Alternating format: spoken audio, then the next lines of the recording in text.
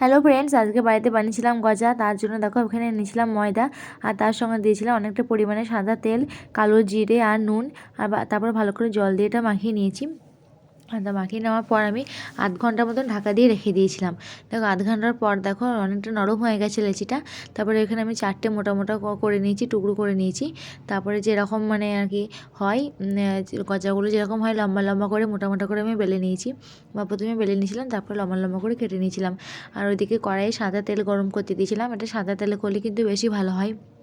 দেখো আমি একটু মোটা মোটা করে লম্বা লম্বা করে কেটে নিয়েছি।